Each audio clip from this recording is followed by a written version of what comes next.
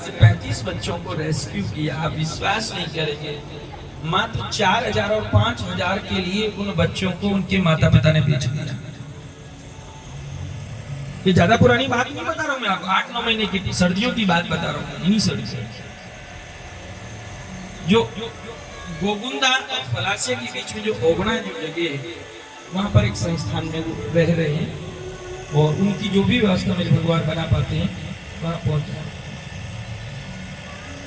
श्री भगवान जब कोविड का जो समय चल रहा था, दुनिया घरों में बैठी थी और मेरे ठाकुर जी ने 21,000 लोगों को ऑन रिकॉर्ड, गवर्नमेंट रिकॉर्ड में, उदयपुर के क्षेत्र की बात कर रहा हूँ, बाहर की नहीं कर रहा हूँ, उदयपुर जिले की बात कर रहा हूँ, 21,000 लोगों के घर पर मेरे ठाकुर जी ने रसोई बंद नहीं होने दी। 21,000 लोगों के घर पर बराबर रसोई मेरे श्री ठाकुर जी, मेरे महादेव ने, मेरे कन्हैया ने चलाई।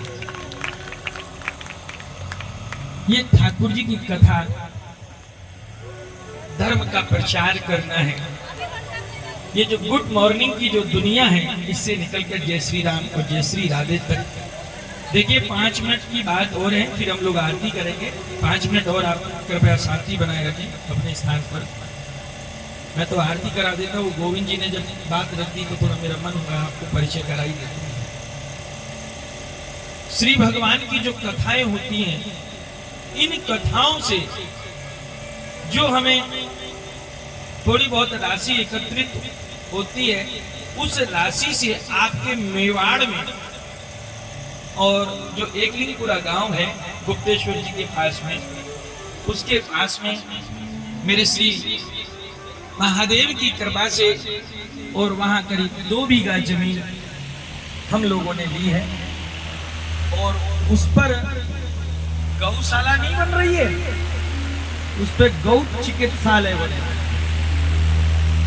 गौशालाएं बहुत हैं, लेकिन लावारिस गाय जब रात के अंधेरे पर सड़क पर कोई उसे टक्कर मार देता है, या जब तक दूध दिया मीठा मीठा हमने पिया और उसे फिर छोड़ दिया, तो ऐसी जो लाचार या बीमार या एक्सीडेंट की जो गाय है, उनके चिकित्सा की व्यवस्था वहां होती है। श्री भगवान की कृपा, कथाओं को करने का उद्देश्य केवल और केवल यही है कि सनातन जगता रहे, उसका जागरण रहे। पढ़ा लिखा होना ज्यादा महत्व नहीं रखता है। आपने अगर बीए एमए कर लिया, एमबीए कर लिए, आप पढ़े लिख लिए, तो क्या कर लिया आपने? आप अपनी गली से बाहर निकल के देखिए, शहर के दूसरे कोने पर जाइए, आपको कोई जानता नहीं। क्या पहचान है आपकी? मैंने कहा था जिंदगी सब सजा रहे हैं, मौत सजाइए, और मौत सजाने का मतलब है कि दुनिया में तुम्हारी पहचान है।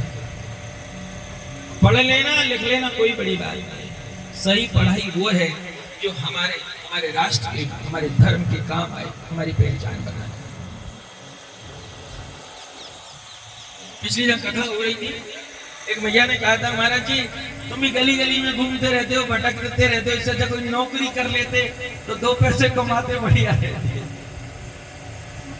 सही कहा हमारे, नौकरी करता, पैसा कमाता तो अपना और परिवार का पेट भरता, अपना और परिवार का पेट भरता। लेकिन जब राम नाम की ध्वजा को लेकर चल रहा हूं, तो सकल संसार की आत्मा का पेट भरने का कार्य कर रहा है। अपने पेट को तो गली में घूमने वाला सुअर कुकर भी भर लेता है। ऐसा है, आप मानव हो, आपने मानवता के लिए क्या किया? ये पढ़ाई लिखाई कोई मायने नहीं रखता हो। जैसे गोविंद जी ने कह दिया कि साहब पढ़े, ठीक है पढ़ाई कर ली, लेकिन उस पढ़ाई का अर्थ क्या है? केस लड़ना कोई मतलब नहीं होता। और ये भी मैं आपको कह दूं, बहुत सी जगह भ्रांति हो जाती है कई बार कि जैसे इस कपड़े को देखना है, सादा को देखना है, ऐसे घूमते कहर के ये पढ़ा लिखा तो होगा नहीं, ऐसे चल देते होती समाज में, सच्चा रखे चले जाए। ऐसे बहुत पढ़े लिखे लोग हैं हमारे इस देश के अंदर।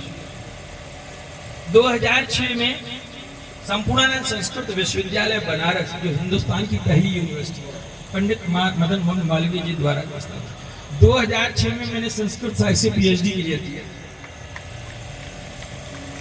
मैं आपको बता रहा हूं, पढ़ा लिखा होना कोई बड़ी बात नहीं है, पढ़ना कोई डिग्री इकट्ठी कर लेना कोई बड़ी बात नहीं है। उसके बाद मन नहीं भरा, नोएडा से 3 साल का फिर जर्नलिज्म कोर्स किया, वो पढ़ाई करी, और 2 वर्ष पहले कानून को पढ़ करके उसकी भी डिग्री ले ली है, और एट प्रेजेंट में आयुर्वेद का स्टूडेंट है।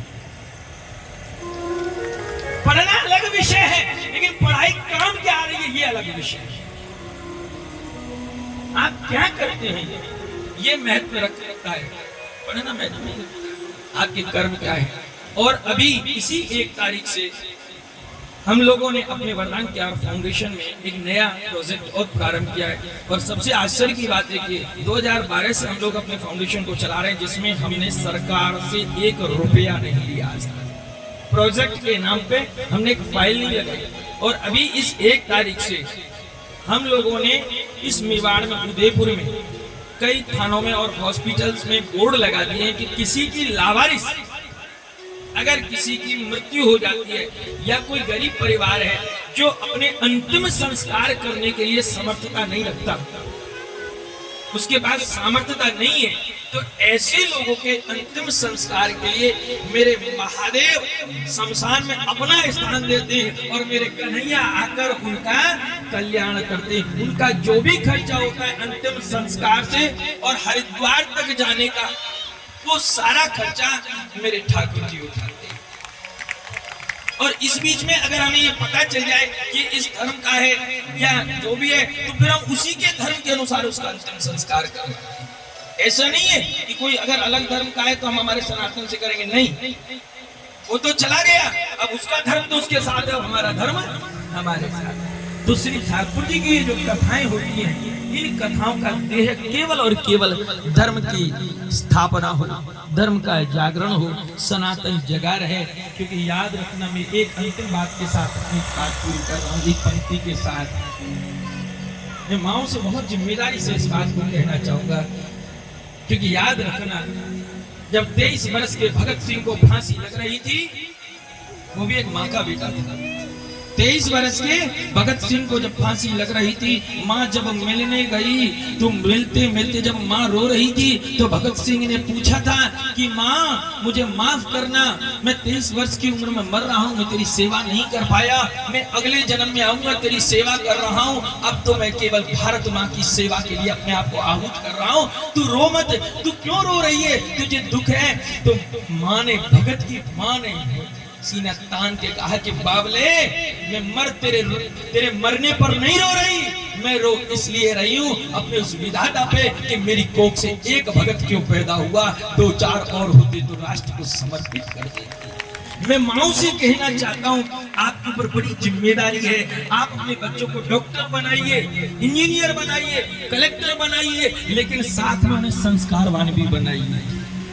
उनमें आप धर्म का जागरण करिए। आपके ऊपर बहुत बड़ी जिम्मेदारी है। अगर आप जाग जाएंगी तो धर्म जाग जाएगा, नहीं तो क्या होगा?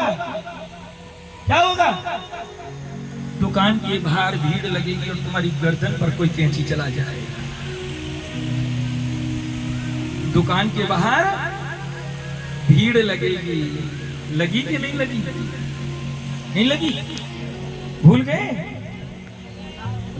ज्यादा दिन नहीं, दुकान के आगे भीड़ लगेगी, सब भीड़ खड़ी रहेगी गधों की तरह, और कोई कैंची चला जाए तो साहेब माओ से मेरा निवेदन है कि जननी तू ऐसो पूत जन के दादा के सू, और याद तो पांच भली के मत गवावे।